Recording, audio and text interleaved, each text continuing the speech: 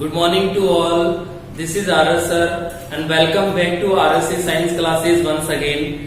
Today will be talk about blood corpus portion second पर हम आज डिस्कस करने जा रहे हैं। इससे पहले लास्ट हम क्लास जो आप लोगों के लिए लेकर आए थे वो ब्लड सेल्स पार्ट फर्स्ट था, जिसमें हमने जनरली इंट्रोडक्शन आप लोगों को करा दिया था। ब्लड सेल्स में हमने आप लोगों को आरबीसी, डब्ल्यूबीसी और प्लेटलेट्स की जो जनरल लैंग्वेज होती है, जिसमें से हम बात करें 100% में से 80% ऑलमोस्ट ऑल आर कंपटीशन की जो प्रिपरेशन करने वाले स्टूडेंट है 80% स्टूडेंट्स को मालूम होती है वो चीजें। मैंने आप लोगों को फर्स्ट बेसिक इनका कॉन्सेप्ट वो क्लियर कर दिया था। दूसरी हमने आप लोगों को ब्लड सेल्स बताई थी, वो डब्ल्यूबीसी बताई थी, और लास्ट वन जो आप लोगों के साथ हमने डिस्कस किया था वो प्लेटलेट्स पर किया था। तो ये 3 ब्लड सेल्स हमने आप लोगों को पहले वाले सेशन में क्लियर कर दिया है।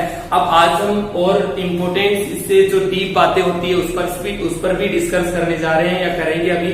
तो आप लोग उससे पहले एक बार इनका कॉन्सेप्ट में आपको वापस तरोताजा कर देता हूं कि हमने इस पर आप लोगों को जो बताया था कि आरबीसी, डब्ल्यूबीसी और प्लेटलेट्स होते हैं, इनके निर्माण कहाँ होते हैं, इनकी डेथ कहाँ होती है, इनकी संख्या हमारे शरीर में क्या होती है, इनके कार्य यानी फंक्शन क्या है, इनकी कमी हो गई तो कौन सी बीमारी होगी, इनकी अधिकता से कौन सी बीमारी होती है। तो ये तमाम सारी चीजें हैं जो आप लोगों के कंपटीशन के लिए लाइनें बनती है, पुटअप की जाती है, इनसे क्वेश्चन बनते रहते हैं। तो दोस्तों ये सेशन आप लोगों के कंपटीशन के पॉइंट ऑफ व्यू से बहुत ही इंपॉर्टेंट रहने वाला है। आज हम ब्लड सेल्स में कुछ डीप जाकर अध्ययन करेंगे। तो उससे पहले आप लोग मुझे पहला वाला सेशन क्लियर करा दे। देखिए आरबीसी का आप लोगों को अन्य नाम या दूसरा नाम पूछे जाए तो आप लोग इरिथ्रोसाइट्स बोलेंगे, और डब्ल्यूबीसी का डब्ल्यूबीसी का पूछे तो आप लोग बोलेंगे ल्यूकोसाइट्स, और प्लेटलेट्स की बात आती है तो आप लोग बोल देंगे थ्रोम्बोसाइट्स। तो ये तो इनके अन्य नाम हो गया जिनसे भी गुंजाइश बनी रहती है।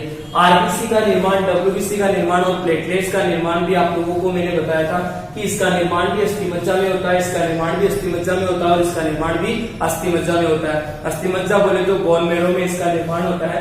नेक्स्ट लाइन आप लोगों से जो है वो इसकी जो संख्याएं होती है हमारे शरीर में उनसे भी क्वेश्चन होता है। इनका लाइफ यानी कि जीवन काल है वो क्या, उनसे भी क्वेश्चन होता है। तो इनकी लाइफ की हम बात करें तो इनका जो होता है 120 डेज होता है, यानी 120 दिन। इसकी हम बात करें तो 3 से 5 डे यानी कि आप लोग बोल सकते हैं 3 से 4 या 5 दिन के बीच इसका जीवन काल होता है, और इसका होता है 1 वीक या फिर आप 5 से 7 दिन भी बोल सकते हैं। नेक्स्ट आप लोगों के लिए यहाँ से होगा कि इनकी मृत्यु कहाँ होती है, वो लाइन भी आप लोगों के लिए इंपोर्टेंट रहने वाली है कि इनकी मृत्यु कहाँ होती है। तो इसकी मृत्यु हमारे यहाँ पीलिया होता है वहां हो जाती है। दूसरी चीज आप लोगों के लिए यकृत यानी कि प्लिया, यकृत या प्लिया में इसकी मृत्यु होती है। यकृत या प्लिया को हम आरबीसी का कब्रिस्तान भी कहते हैं। ये चीज भी आप लोगों को ध्यान रखना है।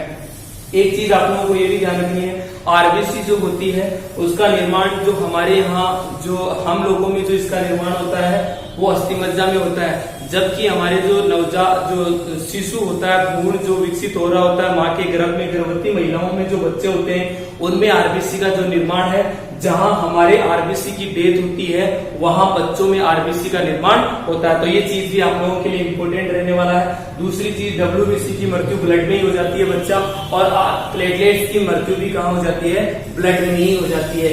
नेक्स्ट लाइन हमने आप लोगों को इसमें बताया था कि आरबीसी का कार्य, डब्ल्यूबीसी का कार्य और प्लेटलेट्स का कार्य क्या होता है हमारे यहाँ। तो आरबीसी का कार्य होता है वो O2 का परिवहन करना है, यानी ऑक्सीजन होती है O2, उसको प्रत्येक सेल्स और उत्को तक लेकर जाने का काम कौन करता है, आरबीसी करता है हमारे शरीर में। डब्ल्यूबीसी की काम क्या है, काम की बात है तो रोग प्रतिरोधक क्षमता को बनाए रखना, यानी हमारे शरीर में रोगों से लड़ने वाली शक्ति को, इम्यूनिटी पावर को बनाए रखने का काम कौन करती है, डब्ल्यूबीसी करती है। नेक्स्ट प्लेटलेट्स की बात आती है तो आप लोग बोलेंगे ये रक्त का थक्का बनाती है, यानी कि रक्त कट जाने पर अविरल बहता है, तो उसको जमने के लिए जिम्मेदार जो है वो कौन सी कणिका है, प्लेटलेट्स होती है।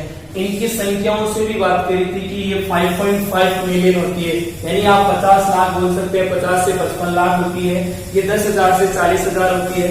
यदि 50,000 से ऊपर निकल गई डब्ल्यूबीसी तो आप लोगों में ब्लड कैंसर हो जाता है।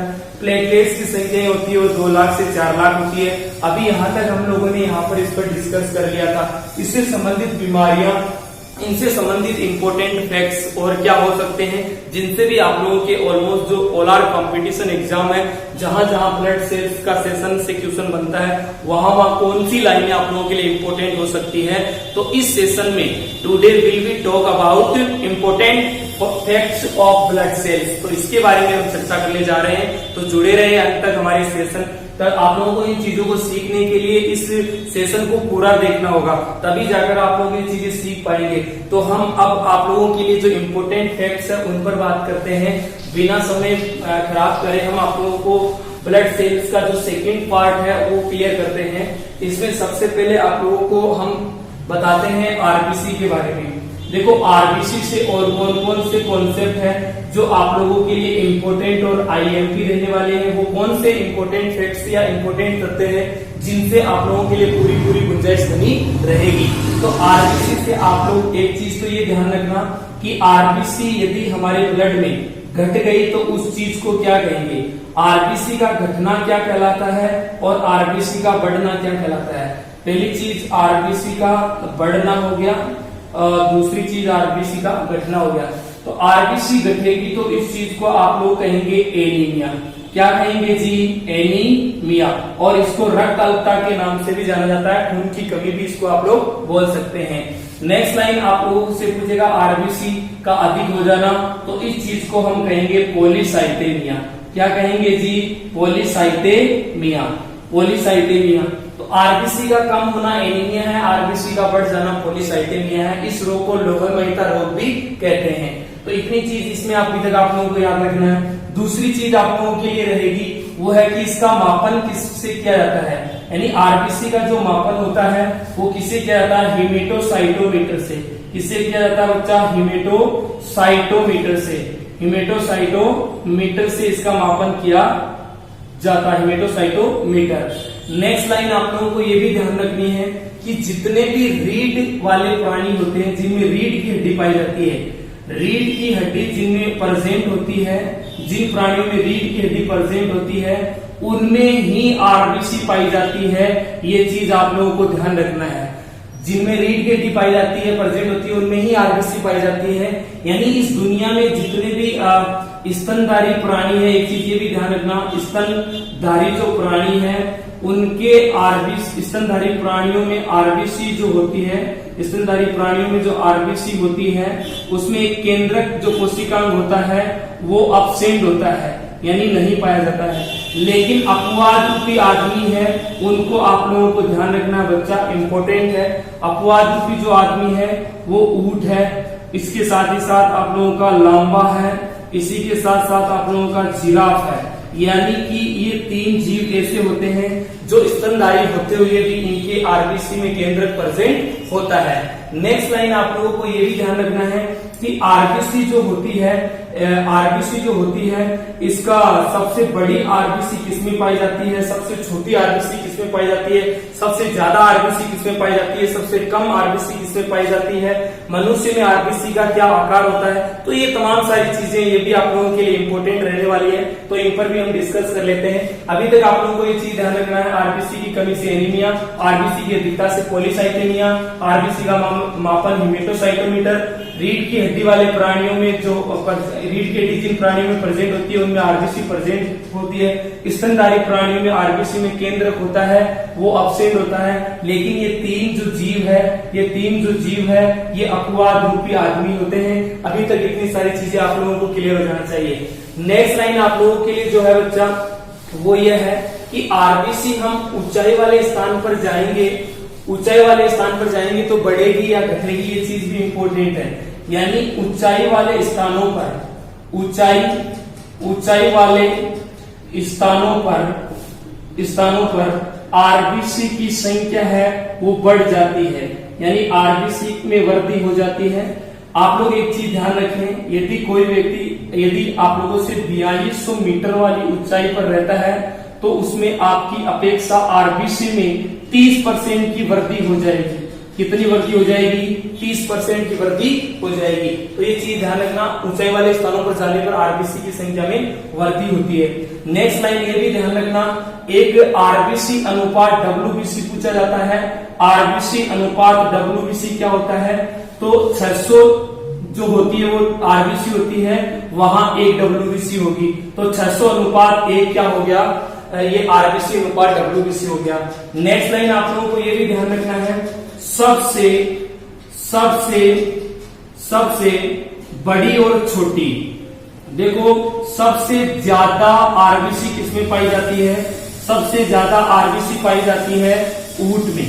कितनी पाई जाती है बच्चा, ये भी आप लोगों को ध्यान रखना है। सबसे ज्यादा जो आरबीसी ऊंट में पाई जाती है उसमें संख्या कितनी होती है, लगभग 1 करोड़, कितनी होती है, 1 करोड़ 40 लाख आरबीसी ऊंट में पाई जाती है। नेक्स्ट आपको ये ध्यान रखना है, सबसे कम पूछा जाए तो सबसे कम आरबीसी की जो संख्या होती है वो पाई जाती है कुत्ता में व मेंढक भी। आप साथ साथ ध्यान रख ले, मेंढक में, यानी कुत्ता और मेंढक में जो आरबीसी की संख्या होती है वो कितनी होती है, ओनली फॉर 4000 होती है। कितनी होती है, 4000 होती है।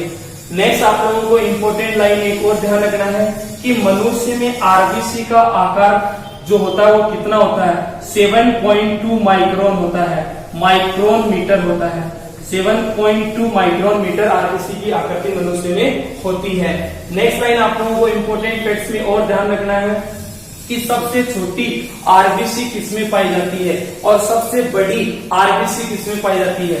यदि आप लोगों से सबसे छोटी आरबीसी की बात करें, सबसे छोटी आरबीसी तो वो कस्तूरी मृग में पाई जाती है, कस्तूरी मृग में पाई जाती है और इसका आकार होता है 2.7 माइक्रोमीटर। और सबसे बड़ी आप लोगों से पूछी जाए तो वो पाई जाती है एम्फीयूमा प्राणी होता है, जिसमें उसकी आकृति होती है 7.5 माइक्रोन होता है। तो अभी तक इतनी सारी चीजें आप लोगों को आरबीसी में याद रखना है, या आरबीसी में इंपॉर्टेंट फैक्ट्स है। तो सबसे छोटी आरबीसी पूछी जाए तो कस्तूरी मृग में 2.7 माइक्रोन मीटर इसका आकृति होता है। सबसे बड़ी आकृति पूछी जाए तो एम्फीयूमा में पाई जाती है, उसकी आकृति कितनी होती है, 7.5 माइक्रोन मीटर होता है। और आप लोगों से पूछा जाए कि 4200 मीटर की ऊंचाई पर रहने वाले जो व्यक्ति है उनकी आरबीसी में औसतन कितनी वृद्धि हो जाती है, 30% की हो जाती है। सबसे आरबीसी अनुपात डब्ल्यूबीसी का अनुपात कितना होता है, तो 600 अनुपात 1 होता है। नेक्स्ट सबसे ज्यादा आरबीसी किसमें पाई जाती है, तो वो ऊंट में पाई जाती है। सबसे कम आरबीसी किसमें पाई जाती है, वो कुत्ता मेंढक में पाई जाती है। आरबीसी की संख्या कुत्ता मेंढक में कितनी होती है, 4000 होती है। ऊंट में कितनी होती है, 1 करोड़ 40 लाख समथिंग होती है। मनुष्य में आरबीसी की संख्या कितनी होती है, तो आप सब लोगों को बताया 5.5 मिलियन यानी कि 55 लाख पाई जाती है, 50 से 55 लाख। तो अभी तक इतनी सारी चीजें आप लोगों को आरबीसी में आ जाना चाहिए, इतनी सारी आप लोगों के दिमाग में बातें होनी चाहिए। अब हम डिस्कस करने जा रहे हैं वो है डब्ल्यूबीसी, यानी डब्ल्यूबीसी का भी इंपॉर्टेंट फैक्ट्स है, वहां से भी आप लोगों की डीप जाकर सवाल किए जा सकते हैं। तो देखें डब्ल्यूबीसी में आप लोगों को वो कौन कौन सी लाइनें हैं जो आप लोगों को ध्यान रखनी है, जिससे एग्जाम में क्वेश्चन बनने की गुंजाइश रहेगी। सबसे पहले तो आप लोगों को ध्यान रखना बच्चा, व्हाइट ब्लड सेल्स, सफेद रक्त कणिकाएं जो होती है, इनकी हमारे बॉडी में असामान्य वृद्धि, यानी कि इनकी असामान्य वृद्धि हो जाएगी तो उस चीज को क्या कहेंगे, उस चीज को कहेंगे ब्लड कैंसर। उसको क्या कहेंगे जी, ब्लड कैंसर कहा जाएगा। और इस ब्लड कैंसर का ही नाम क्या होता है, ल्यूकेमिया। क्या होता है, ल्यूकेमिया। कौन सा मिया, ल्यूकेमिया। यदि इसकी असामान्य वृद्धि से कमी हो जाए तो उस चीज को क्या कहेंगे, यदि इनकी कमी हो गई तो उसको ल्यूकोपीनिया कहेंगे। क्या कहेंगे, ल्यूकोपीनिया कहेंगे। यानी डब्ल्यूबीसी की संख्याओं का घट जाना ल्यूकेमिया कहलाता है, जबकि बढ़ जाना ल्यूकेमिया कहलाएगा, जबकि घट जाना ल्यूकोपीनिया और बढ़ जाना ल्यूकेमिया कहलाएगा। ये चीज आप लोगों को ध्यान रखनी है बच्चा। और बढ़ जाने को ही ब्लड कैंसर कहा जाता है। दूसरी चीज ये ध्यान रखना, डब्ल्यूबीसी जो होती है इसका मोस्ट इंपोर्टेंट जो फंक्शन है हमारी बॉडी में, वो ब्लड जो रोगों से लड़ने की क्षमता उसको बनाए रखना है। यहाँ पर इसके भी भाग है, इसको भी भागों में विभाजित बांटा गया है। कितने टाइप्स होते हैं, how many types of white blood cells. तो there are 2 types of blood cells, white blood cells. इसके टाइप होते हैं वो 2 होते हैं और उन दोनों टाइप्स के बारे में हम डिस्कस करेंगे। पहला टाइप इसका जो होता है वो होता है कणिका में। क्या होता है बच्चा? कणिका में। और इसको आप कणिका युक्त भी बोल सकते हैं। इसका दूसरा नाम आप ये भी बोल सकते हैं कणिका युक्त। तो एक तो कणिका युक्त हो गई और एक कौन सी होती है? अकणिका में। अकणिका में या फिर कणिका विहीन भी बोल सकते हैं। यानी कहां जहां जहां कणिकाएं पाई जाएगी वो कणिका में कणिका युक्त होगी और जहां कणिकाएं छोटी छोटी कणिकाएं नहीं पाई जाएगी वो अकणिका में ही विहीन होगी। तो WBC के 2 भाग होते हैं, तो कणिका में और एक अकणिका में। तो इसमें आप लोगों के लिए इंपोर्टेंस और IMP जो सेशन जो ये रहेगा, इसको हम ग्रेनुलोसाइट भी कहते हैं, इसको एग्रेनुलोसाइट भी कहा जाता है। तो इसमें जो लाइनें इंपोर्टेंट IMP रहने वाली है वो कौन कौन सी, उनके कार्य क्या है, वो जो कंपटीशन के लिए इंपॉर्टेंस है उसकी हम बात कर लेते हैं। देखो कणिका में और अकणिका में इनके भी भाग होते हैं। कणिका में जो होती है वो भी 3 भागों में है और अकणिका में है वो 2 भागों में विभाजित है। हम सबसे पहले आप लोगों के साथ बात करते हैं कणिका में।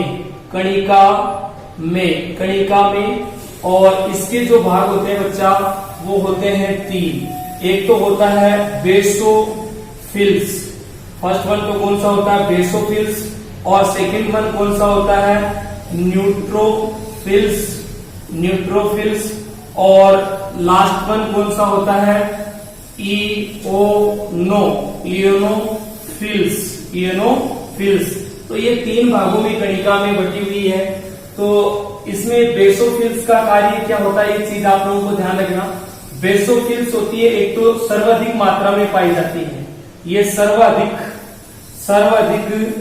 मात्रा में पाई जाती है। और इसमें इसका WBC का भाग होता है वो 0.5% होती है। कुल WBC का 0.5% होती है। इसका कार्य होता है एनर्जी के लिए उत्तरदायी होती है। ये किसके लिए उत्तरदायी होती है बच्चा? एनर्जी के लिए उत्तरदायी होती है। क्योंकि आप लोगों को ध्यान रखना है इससे स्टेमिन नामक पदार्थ का स्रावन होता है। जो खाज खुजली है उसको, यानी आप लोगों को पता है खाज है वो खुजलाने से ठीक हो जाती है। इसका कारण स्टेमिन नामक रासायनिक पदार्थ के स्रावन के कारण ऐसा होता है। और ये जो है वो हमारे शरीर में बेसोफिल्स इसके लिए उत्तरदायी होती है। एनर्जी में इनकी संख्याएं है वो बढ़ जाती है। ये चीज भी आप लोगों को ध्यान रखना। न्यूट्रोफिल्स का क्या काम होता है? इंपोर्टेंट है, IMP है। न्यूट्रोफिल्स जो होती है वो जीवाणुओं को नष्ट करने के लिए उत्तरदायी होती है। ये क्या करती है? शरीर में जीवाणुओं को नष्ट करती है। न्यूट्रोफिल्स जीवाणुओं को नष्ट करती है। और लास्ट वन जो आप लोगों के लिए कणिका युक्त में है वो इओनोफिल्स है। और इओनोफिल्स क्या करती है दोस्तों? ये संवेदनाओं को उत्पन्न करती है। संवेदनाएं आप लोग जानते हैं, जैसे कि किसी ने स्पर्श किया, किसी ने आप लोगों को डंक लगाया, किसी ने आप लोगों को कांटा चुभोया, इस प्रकार की चीजें हैं उसका आप लोगों को जो है वो इओनोफिल्स कराएगी। और इओनोफिल्स साथ साथ रोगों को भी भगाएगी। तो ये चीज आप लोगों को ध्यान रखना कि ये संवेदना उत्पन्न करने के साथ साथ संवेदनाओं को उत्पन्न करना और प्लस रोगों को भगाना इसका काम होता है। तो ये 3 कणिका में जो होती है, WBC का फर्स्ट पोर्शन है कणिका में, उसमें 3 भाग है, बेसोफिल्स, न्यूट्रोफिल्स और इओनोफिल्स। बेसोफिल्स का जो कार्य है वो एलर्जी के लिए उत्तरदायी है, एलर्जी के लिए लड़ती है, सर्वाधिक मात्रा में पाई जाती है। WBC की 0.5% होती है और स्टेमिन नामक पदार्थ का स्रावन करती है जो खास खुजली के लिए उत्तरदायी होता है। न्यूट्रोफिल्स जीवाणुओं को नष्ट करती है, शरीर से जीवाणुओं को नष्ट करके बाहर निकालती है। और इओनोफिल्स जो होती है वो संवेदनाओं को बढ़ाने के साथ साथ ही रोगों से भी लड़ती है या रोगों से को भी भगाती है। तो दोस्तों ये कणिका में का काम हुआ। नेक्स्ट WBC का जो भाग है वो है अकणिका में, यानी कि अकणिका में या कणिका विहीन जो होती है उसके भी 2 पार्ट है। एक पार्ट तो आप लोगों का है वो है मोनोसाइट और एक है बच्चा लिम्फोसाइट। एक कौन सी होती है? लिम्फोसाइट। अब इनसे कौन कौन सी वो लाइनें हैं जो आप लोगों के लिए इंपोर्टेंट है, आईएमपी है, जिनसे क्वेश्चन बन सकते हैं। तो देखें मोनोसाइड होती है, ये इनकी आकृति से क्वेश्चन बनता है। एक तो आकृति में अंतर होता है, दोनों में इनकी आकृति जो होती है वो अलग अलग होती है। इसकी जो आकृति होती है वो छोटी होती है, जो लिम्फोसाइड होती है उसकी आकृति ये सबसे छोटी कणिकाएं होती है, जबकि मोनोसाइड होती है ये बड़ी होती है, यानी ये आकृति में बड़ी होती है, ये आकृति में छोटी होती है। इसीलिए इनका अन्य नाम भी पड़ा है। अन्य नाम से भी आप लोगों से क्वेश्चन बनता है कि छोटा पुलिसमैन किस कणिकाओं को कहा जाता है और बड़ा पुलिसमैन किन कणिकाओं को कहा जाता है। तो ये आकृति में बड़े होने के कारण इनको बड़ा पुलिसमैन कहा जाता है, बड़ा पुलिसमैन। और इनको हम कौन सा पुलिसमैन कहते हैं जी? इनको छोटा पुलिसमैन कहा जाता है, छोटा पुलिसमैन कहा जाता है। तो अभी तक आप लोगों को बात समझ में आई कि नहीं? यस और नो? तो अब बड़ा पुलिसमैन और छोटा पुलिसमैन आप लोगों को ध्यान रखना, मोनोसाइड और लिम्फोसाइड में से। नेक्स्ट लाइन आप लोगों के लिए जो है कि इनका कार्य क्या है, कार्य से भी आप लोगों से क्वेश्चन बनता है। ये भी आप लोगों के लिए इंपोर्टेंट और आईएमपी रहने वाला सेशन है। तो लिम्फोसाइट में आप लोगों को ध्यान रखना है कि ये रोग प्रतिरोधक क्षमता को बनाए रखती है, और ये मोनोसाइट जो होती है, मोनोसाइट होती है, ये हमारे शरीर में कीटाणुओं को भगाती है। क्या करती है? कीटाणु को नष्ट करना, कीटाणु को नष्ट करना इसका काम होता है। और ये क्या करती है? ये शरीर में रोगों से लड़ने की क्षमता को बनाती है, रोगों से लड़ने की क्षमता को बनाए रखना, ये चीज आप लोग ध्यान रखना। ये दो प्रकार की होती है, एक तो होती है टी लिम्फोसाइट और एक होती है बच्चा बी लिम्फोसाइट।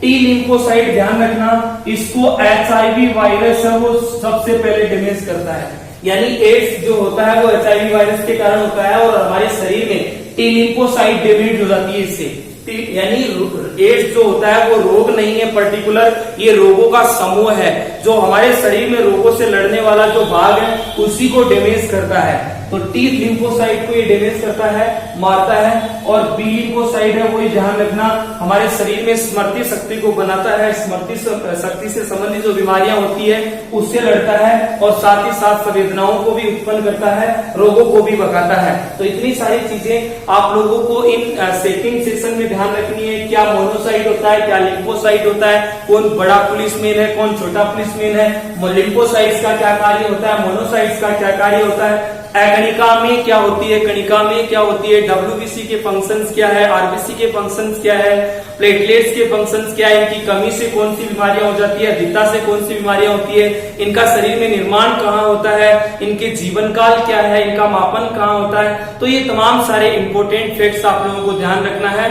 आज के लिए बस इतना ही दोस्तों। इस प्रकार के इंटरेस्टिंग वीडियो लेकर हम आप लोगों के सामने जल्दी वापस आएंगे।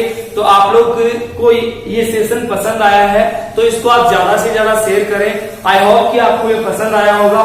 सब्सक्राइब करने के साथ साथ बेल आइकन दबाना जरूर है। वीडियो लेकर आएंगे उनका नोटिफिकेशन आपको सबसे पहले रिसीव होगा, और ज्यादा से ज्यादा शेयर करना ना भूलें। Thank you so much. जय हिंद, जय भारत।